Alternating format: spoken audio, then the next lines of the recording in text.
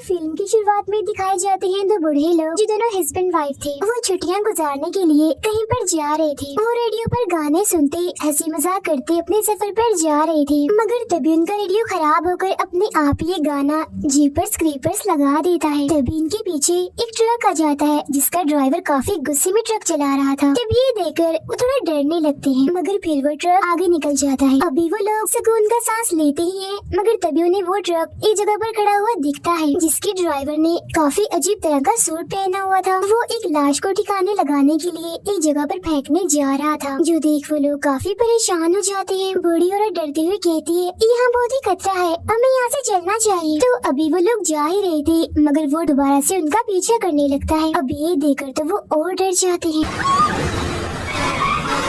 बचने के लिए वो इस रोड से उतरकर किसी दूसरी रोड पर चले जाते हैं, जिसके बाद वो ट्रक सीधा चला जाता है। अब वो लोग एक जगह गाड़ी रोककर बाहर आ जाते हैं। बूढ़ी औरत बार बार अपने हस्बैंड को कहती है, आप क्यों रुके हैं इधर, वो आदमी हमें भी ढूंढकर मार देगा। जिस पर वो बूढ़ा आदमी कहता है, हमें डरना नहीं, हिम्मत करनी चाहिए और इस बारे में पुलिस को बता देना चाहिए, जिसके लिए वो बूढ़ी औरत मान जाती है। फिर ये लोग उस जगह जाते हैं जहाँ ड्राइवर ने उस लाश को फेंका था। अब वो एक काफी गहरी जगह में बड़ी डरावनी चीज देखते हैं जिससे उनकी हालत ही खराब हो जाती है। मगर इसके बाद उनके साथ क्या होता है ये हमें दिखाया नहीं जाता। फौरन बाद हम हस्बैंड वाइफ को देखते हैं जिनकी कुछ वक्त पहले शादी हुई थी। इनमें लड़के का नाम लेन था और वो एक हॉरर फेस्टिवल यानी किसी डरावने त्योहार में जा रहे थे। लेन का हस्बैंड मोबाइल पर उसी बूढ़े कपल की वीडियो देख रहा था जिसमें बताया जाता है कि उन्होंने अपने रास्ते में बहुत सारी लाशों को देखा, मगर उस दिन के बाद उन दोनों को भी किसी ने नहीं देखा। वो लोग कहाँ गए कोई भी इस बारे में नहीं जानता। लेन का हस्बैंड डरावनी चीजों का बहुत बड़ा फैन था। वो लेन को बताता है कि क्रीपर की कहानी बिल्कुल सच्ची है। क्रीपर हर 23 साल बाद आता है और लोगों को 23 दिन तक मारता रहता है, और ये 23 दिन लोगों के लिए किसी अजाब से कम नहीं होते, क्योंकि मौत की तरह क्रीपर सभी के सर पर मंडलाता रहता है और बहुत सारे लोगों को बड़ी बेरहमी से अपना शिकार बना लेता है। फिर 23 दिन बीत जाने के बाद वो खुद ही गायब हो जाता है। अब लेन को उसकी इन बातों पर यकीन नहीं आता, इसीलिए वो हंसने लगती है। उसका कहना था कि क्रीपर के बारे में ये सब कुछ बस झूठी दास्तान और मनगढ़ंत बातें हैं। डरावनी चीजों को पसंद करने वालों ने उसे अपना हॉरर हीरो बनाया हुआ है। ये सुन उसका हस्बैंड उसे एक वीडियो दिखाता है जिसमें क्रीपर को भी दिखाया जा रहा था, मगर वो वीडियो इतनी साफ नहीं थी, इसलिए लेन अपनी बात पर अड़ी रहती है कि ये सारी चीजें बस कहानियां हैं। मगर तभी उसे उल्टी होने लगती है, इसीलिए गाड़ी साइड में लगाकर वो जंगल में एक पेड़ के पास जाकर उल्टी करने लगती है। जिसके बाद उसका हस्बैंड गाड़ी में बैठा रहता है। वो अपनी मॉम को मैसेज करके बताता है कि मैं लेन को खुश करने के लिए आज उसे बताऊंगा कि मैं उसे कितना प्यार करता हूँ। अब जिस पेड़ के पास लेन उल्टी कह रही थी उसमें हम क्रीपर का एक हथियार देखते हैं जिसे वो सबसे ज्यादा इस्तेमाल करता है, जो एक नुकीला हथियार था। और पास ही में एक सफेद रंग का परिंदा भी आकर बैठ जाता है जिसकी आंखें लाल थी और वो बड़ी गौर से लेन को देख रहा था। फिर अब हम इसी जंगल में देखते हैं क्रीपर को, जो 23 साल के बाद अपनी गहरी नींद से जाग चुका था और बिल्डिंग से बाहर आ गया था। वो पास ही में पड़े जानवर के जिस्म से निकले कीड़े मकोड़ों को खाने लगता है, वो भी बहुत मजे से, जैसे उसकी कोई पसंदीदा चीज हो। इसके बाद वो जाता है एक स्केर क्रो के पास और उसके कपड़े निकाल कर पहन लेता है क्योंकि ये उसका पसंदीदा सूट है। स्केर क्रो दरअसल खेतों में खड़ा किया गया इंसान जैसा पुतला है जो परिंदों को डराने के लिए खड़ा किया जाता है। फिर इसी जंगल में हम लेन के एक दोस्त को देखते हैं जो उसी फेस्टिवल में जा रहा था, लेकिन वो रास्ता भटक चुका था तो लेन से कॉल करके रास्ता पूछ रहा होता है। जैसे ही एक पेड़ के पास जाता है तो तभी अचानक से उसके पीछे आ जाती है उसकी मौत यानी क्रीपर। देखते ही देखते उस पर हमला करके बड़ी बेरहमी से उसे मार देता है। उधर लेन और उसका हस्बैंड भी रास्ता भूल गए थे, इसीलिए वो यहाँ पर बनी एक औरत की दुकान पर जाते हैं जो पुराना और कीमती सामान बेचा करती थी। वो यहाँ उस औरत से रास्ता पूछने आए थे। यहाँ वो पुराने कीमती सामान के अलावा बड़ी अजीब से काले जादू करने वाली चीजें भी देखते हैं। दुकान की मालिकों ने एक नक्शा देती है जिस पर यहाँ के सारे रास्ते बने हुए थे। लेन उस नक्शे को लेती है, तभी उसे कुछ ख्याल आने लगते हैं जिसमें वो एक झूले और कुछ लोगों के ग्रुप को देखती है जो काला जादू कर रहे थे और उन्होंने काले अजीब से कपड़े भी पहने हुए थे। पर अब लेन इस ख्याल से बाहर आती है तो नक्शा लेकर वो जाने लगते हैं, मगर तभी वो औरत इन्हें कहती है बहुत बहुत मुबारक हो। अब ये दोनों नहीं जानते थे कि वो ऐसा क्यों कह रही है, मगर इस बात पर ध्यान दिए बगैर वो यहाँ से चले जाते। उनके जाने के बाद वो औरत किसी को फोन करती है और कहती है एक खुशखबरी है, हमें एक बहुत अच्छा फ्रूट मिला है, उसको देने के लिए जो उसे बेहद खुश कर देगा। लेन और उसका हस्बैंड एक होटल में जाते हैं, जहाँ थोड़ी मस्ती करने के बाद फेस्टिवल में जाने की तैयारी करने लगते हैं। कुछ वक्त के बाद लेन वॉशरूम में जाती है और टेस्ट करती है कि क्या वो माँ बनने वाली है या फिर नहीं, मगर रिजल्ट उसे काफी अजीब ही दिखता है। एक डॉट जिसके आसपास एक दायरा बना हुआ था। अब यहाँ दोबारा से उसे ख्याल आता है जिसमें दुकान की वही मालिक काले जादू वाला सूट पहनकर एक झूले के पास खड़ी हुई थी। उस झूले में किसी बच्चे के रोने की आवाज भी आ रही थी। तभी एक क्रो यानी कौवा आकर वॉशरूम की खिड़की से टकरा जाता है, जिससे लेन काफी डर जाती है और सोचती है ओ माय गॉड यहाँ भी क्रो। तभी यहाँ उसका हस्बैंड आकर लेन को ले जाता है और हम रिजल्ट में पॉजिटिव का निशान देखते हैं, मतलब कि लेन सच में माँ बनने वाली है। तो अब हमें यहाँ पता चलता है कि दुकान की मालिक ने उन्हें इसीलिए ही मुबारक भी दी। पर अब वो दोनों उस फेस्टिवल में चले जाते हैं, मगर बाहरी एक ग्रुप इस फेस्टिवल के खिलाफ एहतजाज कर रहा था। इसी बीच ग्रुप का लीडर कहता है कि हमारा मसीहा जाग चुका है। अब ये बात लेन को काफी अजीब लगती है, मगर वो इसको नजरअंदाज करके अंदर चली जाती है। इस फेस्टिवल में बहुत सारे लोग आए हुए थे जिन्होंने अलग अलग राउनी मूवीज के कैरेक्टर जैसे होलिये बनाए हुए थे, जो काफी एंजॉय और मस्ती कर रहे थे।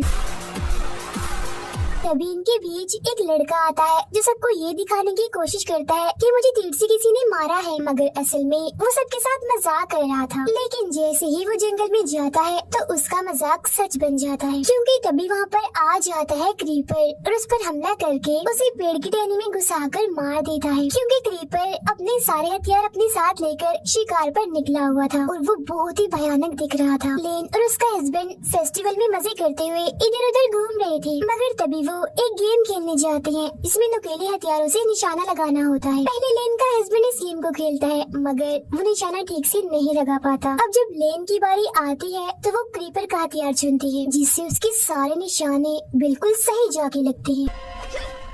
मगर तभी इस नुकीले हथियार से उसकी उंगली कट जाती है और उंगली पर वही अजीब सा डॉट के चारों तरफ दायरे का निशान बन जाता है। इस निशान को लेन बड़े गौर से देख रही थी, तो तभी उसे फिर से ख्याल आता है जिसमें वो देखती है जो ग्रुप का लीडर इस फेस्टिवल के खिलाफ एहतजाज कर रहा था, अब की बार उसने भी काले जादू वाले कपड़े पहने हुए थे। लेन वहाँ पर चुपचाप खड़ी थी और उसके माथे पर यही वाला निशान बना हुआ था। उसके आसपास बहुत सारे लोग कोई काला जादू कर रहे थे। इसी के साथ ही लेन का ये ख्याल यहीं पर खत्म हो जाता है। इस गेम का मालिक इन्हें बताता है कि यहाँ एक और हार जीत वाली गेम होने वाली है, उसमें भी तुम हिस्सा ले सकते हो। तो वो दोनों ऐसे ही करते हैं और उस गेम में हिस्सा ले लेते हैं। मगर यहाँ दुकान की वो मालिक जिससे इन्होंने रास्ता पूछा था, वो सभी पर्चियों के साथ छेड़छाड़ कर देती है, जिससे हैरानी वाली बात ये होती है कि लेन और उसका हस्बैंड इस गेम को जीत जाते हैं। इनके गेम जीतने का इनाम ये था कि इन्होंने एक ग्रुप के साथ एक डरावने घर में जाना था, जिसका स्टाइल बिल्कुल जेपर जैसा था। वो दरअसल एक एस्केप रूम की तरह बनाया गया था, जहाँ कुछ चीजों को पास करने के बाद इन्हें वहाँ से निकलना था। उस घर के अंदर इनके साथ जो कुछ भी होना था उसे बिल्कुल किसी फिल्म की तरह रिकॉर्ड भी किया जाना था। अब इस वजह से दुकान की मालिक और वहाँ खड़ी एक औरत जो सिंगर थी, वो बहुत ही खुश हो जाती है। अब ये दोनों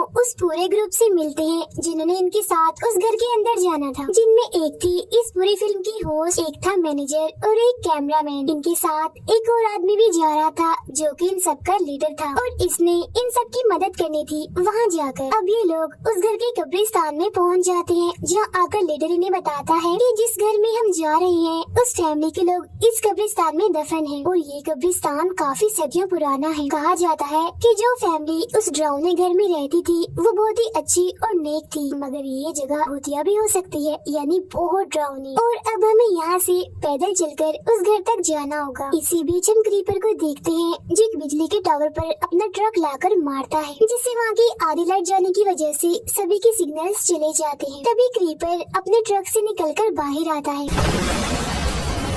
और वहाँ लगे एक कैमरा में रिकॉर्ड हो जाता है, जिसे वो कैमरामैन भी अपने कैमरा में साफ साफ देख पा रहा था। मगर उसका कैमरा भी खराब हो जाता है और अब वो अकेला ही आगे बढ़ता है। उसे वहाँ सिंगर औरत दिखती है जिसने वही अजीब से काले जादू वाले कपड़े पहने हुए थे। कैमरा को ठीक करने में वो उसकी मदद लेने के लिए जाता है, मगर तभी यहाँ क्रीपर आ जाता है और उस पर हमला करके उसके चेहरे को पकड़ लेता है, जिसके बाद बड़ी बेरहमी से वो उसे मार देता है। उधर लेन का हस्बैंड होस्ट के साथ काफी हंसी मजाक कर रहा था, जिसे लेन को काफी बुरा लग रहा था। पास होकर अकेली ही कब्रिस्तान के रास्ते आगे बढ़ती है, मगर तभी उसके पीछे पीछे उसका हस्बैंड भी आ जाता है उसे मनाने के लिए। वो उसे यहाँ बताने ही वाला था कि मैं तुमसे बहुत प्यार करता हूँ, मगर एकदम से क्रीपर यहाँ आता है और लेन को पकड़कर अपने साथ उड़ाकर कहीं ले जाता है। उधर वो तीन लोग कैमरामैन को ढूंढ रहे होते हैं, जहाँ उन लोगों को वो तो नहीं मिलता मगर उसका कैमरा मिल जाता है खून से भरा हुआ। दूसरी साइड से लेन का हस्बैंड डरकर भागता हुआ यहाँ पर आता है और बताने लगता है कि कोई अजीब सी चीज जो कोई अलग ही तरह की लग रही थी वो लेन को उड़ाकर अपने साथ ले गई है।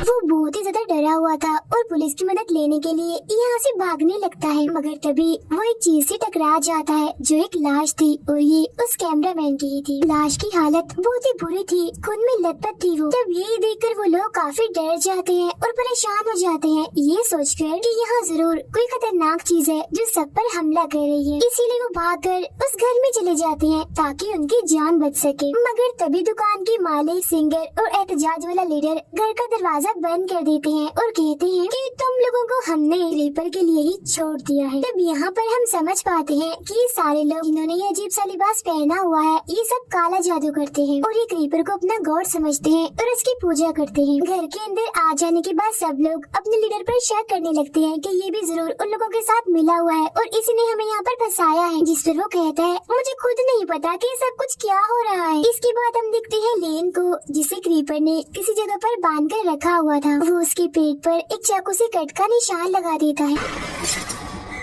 उधर वो लोग डरते हुए इधर उधर जा रहे थे, जिसके बाद वो उस कमरे में जाते हैं जहाँ लेन के उस दोस्त की लाश लटकी हुई थी जो जंगल में अपना रास्ता भटक गया था। इसके फौरन बाद यहाँ पर आ जाता है क्रीपर, जिसे देखकर तो उनकी हालत ही खराब हो जाती है। अब हॉरर चीजों को पसंद करने वाले जो क्रीपर को अपना हीरो समझते थे, आज उनकी बात सच हो गई, मतलब कि सच में क्रीपर पाया जाता है। उसके बारे में जो बातें हैं वो मनगढ़ंत नहीं है। यहाँ हम उसका हुलिया साफ साफ देख पाते हैं जो बेहद भयानक था और उसका चेहरा बहुत ज्यादा डरावना था। लीडर जिसके हाथ में गन थी वो क्रीपर पर गोली चलाता है जो क्रीपर के हाथ पर लगती है, जिस वजह से वो रुक जाता है। तो मौका देकर वो लोग यहाँ से भागने लगते हैं। अब क्रीपर लेन की दोस्त की लाश पर से उसका हाथ उखेड़कर अपने हाथ पर लगा लेता है, जिससे वो बिल्कुल ठीक हो जाता है। तो अब हम यहाँ ये समझ पाते हैं कि क्रीपर सभी की लाशों को इस्तेमाल करता है और उनके जिस्म के हिस्सों से ही जुड़कर वो बनता है और अगर जख्मी हो तो उनके जिस्म का कोई भी हिस्सा इस्तेमाल करके बिल्कुल ठीक हो जाता है। इन खुद को किसी तरह छुड़वा लेती है और वहाँ से भागकर इन लोगों के पास आ जाती है। वो लोग एक कमरे में जाते हैं जहाँ पर फोन था। मैनेजर का पैर वहाँ बिछाए एक जाल पर लग जाता है, जिससे उसका पैर जख्मी हो जाता है। लेन का हस्बैंड पुलिस को कॉल करके यहाँ की सूरत हाल के बारे में बताने लगता है, मगर तब तक यहाँ क्रीपर आ जाता है। वो इन पर हमला करने लगता है, जिससे बचकर वो लोग यहाँ से भागकर दूसरे कमरे में आ जाते हैं। होस्ट कहती है वो हमारे पीछे पड़ गया है, हम बचेंगे कैसे? जिस पर लेन का हस्बैंड कहता है क्रीपर इमोर्टल है, वो कभी नहीं मर सकता। बचने के दो ही रास्ते हैं, या तो वो खुद हमारा पीछा छोड़ दे या फिर हम लोग 23 दिन के इस खतरनाक और परेशान कुन टाइम को गुजार ले और बच जाए। तभी क्रीपर यहाँ भी आ जाता है। वो लोग उसे भगाने की कोशिश करते हैं, मगर वो होस्ट पर हमला कर देता है। वो उस पर अपने हथियार से हमला करके उसका सर ही काट देता है, जिससे उसका बहुत सा खून बह जाता है और बड़ी बेरहमी से उसकी मौत हो जाती है। फिर वो उसे उठाकर अपने साथ ले जाता है और उसका दिमाग निकाल कर खाने लगता है। उधर वो लोग एक ऐसे कमरे में जाते हैं जहाँ बहुत सा काले जादू का सामान पड़ा हुआ था। ये वही जगह थी जहाँ क्रीपर को गॉड समझने वाले लोग उसकी पूजा करते थे। तभी लेन को एक ख्याल आता है, जिसमें वो देखती है कि काला जादू करने वाले लोग उसके आसपास हैं, जिसके जिस्म पर खून डालकर उसका पेट काटकर इस वक्त भी जादू ही कर रहे हैं। फिर तभी क्रीपर उसके पास आता है, जिससे वो समझ जाती है कि क्रीपर मुझसे क्या चाहता है, यानी मेरा बच्चा। फिर वो ये बात अपने हस्बैंड को भी बता देती है कि हमारा बच्चा होने वाला है और वो बच्चा क्रीपर लेना चाहता है ताकि वो उसे कुर्बान करके उसकी जिंदगी खुद ले ले। It wants what I've got.